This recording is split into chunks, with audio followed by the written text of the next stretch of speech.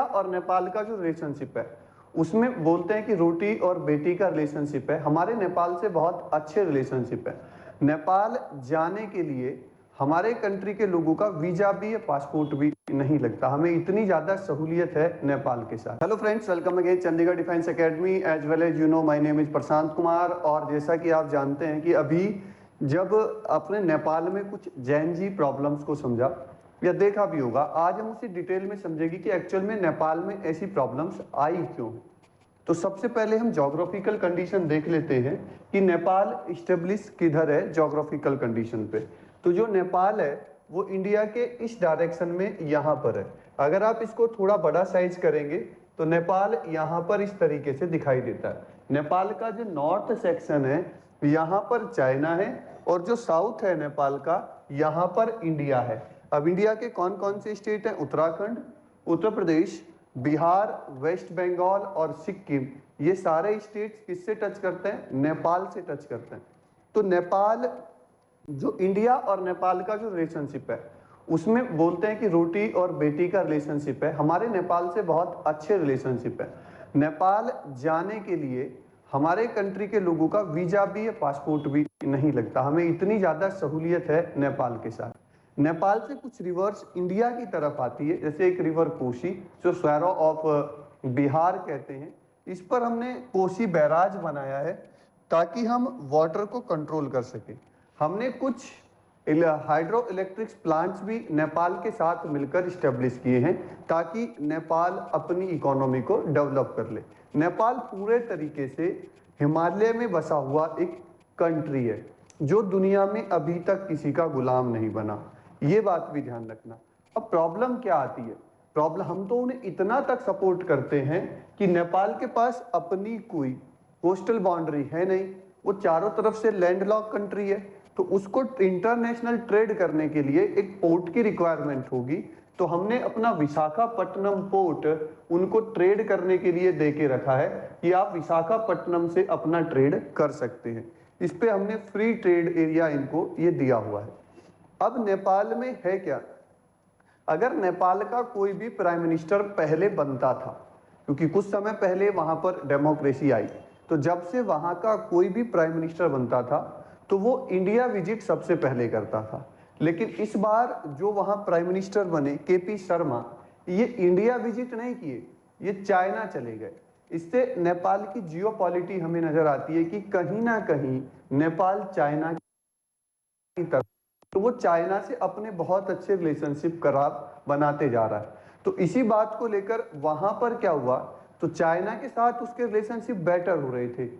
तो अब अदर जो कंट्री है, जैसे आपने देखा होगा कि पूरी कंट्री में, अगर पूरे वर्ल्ड में अगर कोई पावरफुल है तो वो अमेरिका है। अब अमेरिका को ये अच्छा नहीं लग रहा था कि और चाइना की तरफ कदम बढ़ाते बढ़ाते क्या साइट्स है, कहां पर? नेपाल के अंदर वो सोशल साइट्स उसने बैन कर दी। अब सोशल साइट्स बैन कर दी तो जैसे आप कहोगे सर वहां इंटरनेट कैसे जाता है? एक फ्लैग, एक केबल है, जो केबल बेटा फ्लैग है, ये 20,000 किलोमीटर एक लंबी केबल है। इस केबल में क्या है बेटा, इस केबल को कहीं कहीं पर ये ऑप्टिक फाइबर की बनी है। इसको एक तो बेंगलुरु में हमारा कनेक्शन है, एक हमारा कनेक्शन इसके साथ मुंबई में है। मुंबई से टावर से वायर से इंटरनेट पहुंचाया जाता है कहां पर? नेपाल।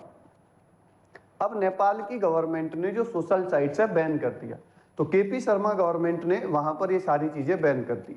उन्होंने इससे पहले टिकटॉक भी बैन किया था।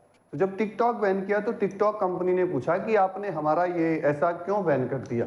तो उन्होंने बताया कि आप अपना एक ऑफिस हमारी कंट्री में खोल दीजिए। अगर कोई सोशल प्रॉब्लम होती है, कुछ गलत वीडियोज अपलोड होती हैं, तो हम किससे शिकायत करेंगे?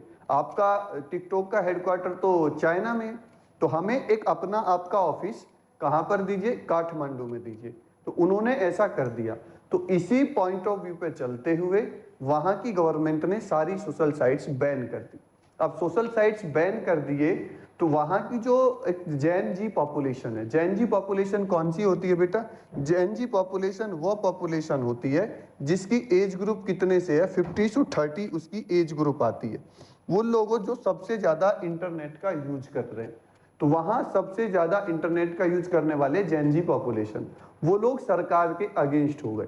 तो अब फेसबुक, ट्विटर, इंस्टा और व्हाट्सएप, इन सब के ऑफिस की डिमांड कर रही थी गवर्नमेंट नेपाल में, इसी को लेकर बैन कर दिया। लेकिन जो जैन जी पॉपुलेशन है वो कहने लगी केपी शर्मा गवर्नमेंट वो लोगों की आवाज को सप्रेस्ड कर रहे हैं, इसलिए उन्होंने ये सब बैन किया है। तो जैन जी पॉपुलेशन और केपी शर्मा गवर्नमेंट में आपने बहुत सारे वीडियोज में देखे होंगे, तो दोनों में कन्फ्लिक्ट हो गया। तो इस तरीके से वहां कन्फ्लिक्ट इतना ज्यादा बढ़ गया कि केपी शर्मा का वहां अपने पद से रेजिग्नेशन देना पड़ा। तो ये है जैन जी पॉपुलेशन। लेकिन यहाँ आपको एक चीज समझना है कि नेपाल पहले डेमोक्रेटिक था। नेपाल में 6 टाइम्स, देखना जरा कितने बार वहां पर वो बन चुका है कॉन्स्टिट्यूशन। वहां पर 1948, 51, 59, 62, 1990 और 2015 6 टाइम कॉन्स्टिट्यूशन बन चुका है। वहां पर प्रॉपरली पावर का डिस्ट्रीब्यूशन नहीं हो पा रहा है। इस तरीके से वहां स्टेबल डेमोक्रेसी अभी तक नहीं आ पाई है। डेमोक्रेसी अगर इसी तरीके की, जैसे जैन जी पॉपुलेशन ने अपने गवर्नमेंट के अगेंस्ट आवाज उठाई है, उसी तरीके से जब मोनार्की के अगेंस्ट किसने आवाज उठाई थी, वहां की पॉपुलेशन उठाई। और फेटर्निटी, लिबर्टी और इक्वलिटी जो इंडियन प्रेम्बल में भी वहां का स्लोगन हमने यूज किया है, उसके कारण डेमोक्रेसी आई थी।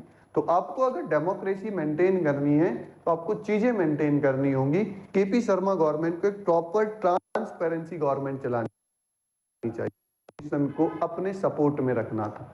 तो यहां तक के लिए थैंक यू बेटा, मिलेंगे हम नेक्स्ट वीडियो में।